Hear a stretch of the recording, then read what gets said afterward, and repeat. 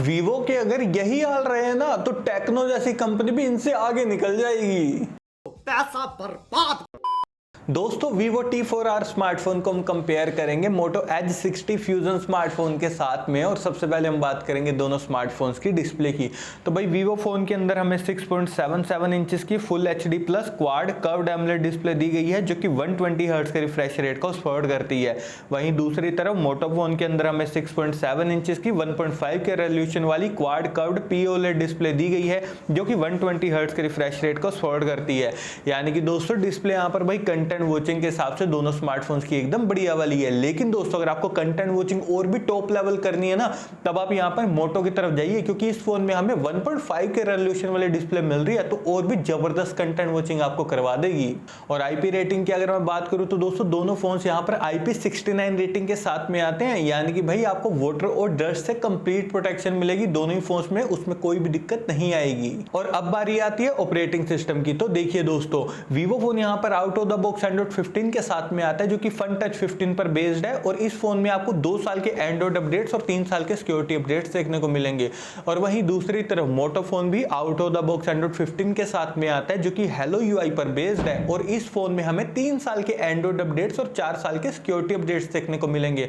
तो ओवरऑल दोस्तों operating system और UI के मामले में दोनों स्मार्टफोन भी बढ़िया है। लेकिन दोस्तों अगर आपको अपडेट्स ज्यादा चाहिए ना फोन में, तब आपको मोटो की तरफ जाना है, क्योंकि Vivo 2 साल के एंड्रॉइड अपडेट देकर उन्होंने काम मुका दिया। ये भी 3 साल के अपडेट्स दे सकते थे, लेकिन कॉस्ट कटिंग के चक्कर में नहीं दिए। और दोस्तों चिपसेट की अगर मैं बात करूं तो दोनों फोन्स के अंदर हमें Dimensity 7400 चिपसेट दिया गया जो कि 4 नैनोमीटर टेक्नोलॉजी पर बेस्ड है। और आपको बता दूं दोस्तों ये जो चिपसेट है ना भाई, डे टू डे परफॉर्मेंस और गेमिंग के मामले में एकदम बढ़िया है भाई। अच्छी वाली गेमिंग आप दोनों फोन्स के साथ में कर पाएंगे, कोई भी दिक्कत नहीं आएगी। और एंटूडू स्कोर यहाँ पर दोनों ही फोन्स का आता है 7,10,000 के करीब, जो कि भाई बढ़िया स्कोर है। और देखिए दोस्तों मैंने इन दोनों ही फोन्स को टैग कर दिया है व्यू प्रोडक्ट्स के थ्रू, जाकर आप उन्हें डायरेक्टली फ्लिपकार्ट से परचेस कर सकते हैं। और अब बारी आती है भाई बैक कैमरा सेटअप की। तो दोनों फोन्स के बैक में हमें ड्यूल कैमरा का सेटअप दिया गया है। और सबसे पहले हम बात करेंगे Vivo की।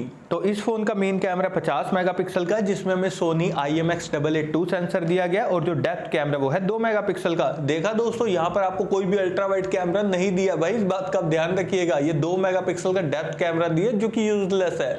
और वहीं दूसरी तरफ Moto Edge 60 फ्यूजन का मेन कैमरा 50 मेगापिक्सल का, जिसमें हमें Sony LYT700C सेंसर दिया गया, और जो ultra wide plus macro camera वो है 13 मेगापिक्सल का। दोस्तों भी आप स्क्रीन के ऊपर ना Vivo T4R के कैमरा सैंपल्स देख रहे हैं कि यहाँ पर भाई इसके मेन कैमरा ने डिटेलिंग को बढ़िया तरीके से कैप्चर किया है। मुझे इसके कैमरा सैंपल में भाई नेचुरल डिटेलिंग देखने को मिली है, और साथ ही इसके पोर्ट्रेट शॉट भी मुझे काफी ज्यादा बढ़िया लगे। लेकिन दोस्तों जो डेप्थ कैमरा यूजलेस दिया ना, उसकी वजह से परफेक्ट कैमरा सेटअप वाला फोन नहीं है। इसलिए अगर आपको कैमरा सेटअप बिल्कुल बढ़िया चाहिए, ऑप्टिमाइज चाहिए एकदम, तब आप यहाँ पर मोटो की तरफ जाइए, क्योंकि इसका जो मेन कैमरा ना 50 मेगापिक्सल का दोस्तों वेल ऑप्टिमाइज्ड है, एकदम नेचुरल डिटेलिंग में आपकी फोटोज क्लिक कर देगा। भाई आप इसकी फोटो में डायनामिक रेंज देखिए कितनी बढ़िया तरीके से इसने मैनेज करी है, और इसके पोर्ट्रेट शॉट भी काफी ज्यादा जबरदस्त है। और यहाँ पर तो हमें अल्ट्रा वाइड कैमरा मिल रहा है 13 मेगापिक्सल का, भाई काफी अच्छी बात है। तो ओवरऑल दोस्तों बढ़िया बैक कैमरा सेटअप के मामले में यहाँ पर मोटो का फोन ही विनर है।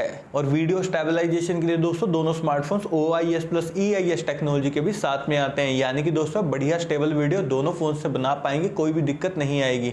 और अगर मैं बात करूं यहाँ पर सेल्फी लवर्स की, तो भाई दोनों फोन्स के फ्रंट में 32 मेगापिक्सल का सेल्फी कैमरा दिया गया है। देखिए दोस्तों जो दोनों फोन्स के फ्रंट कैमरा है ना भाई, वो तो एकदम बढ़िया तरीके से ऑप्टिमाइज किए गए हैं, जहां पर आप एकदम नेचुरल डिटेलिंग में सेल्फी फोटोज क्लिक कर पाएंगे। उसमें आपको 1% भी टेंशन लेने की जरूरत नहीं है। और अगर मैं बात करूं मैक्सिमम वीडियो रिकॉर्डिंग की, तो दोनों फोन्स के फ्रंट और बैक कैमरा से आप मैक्सिमम 4K तक वीडियो रिकॉर्डिंग 30 FPS पर कर सकते हैं, जो कि काफी अच्छी बात है। और बैटरी डिपार्टमेंट की अगर मैं बात करूं तो देखिए दोस्तों Vivo फोन के अंदर हमें 5700 mAh बैटरी दी गई है, जो कि 44 वोल्ट की फास्ट चार्जिंग को सपोर्ट करती है।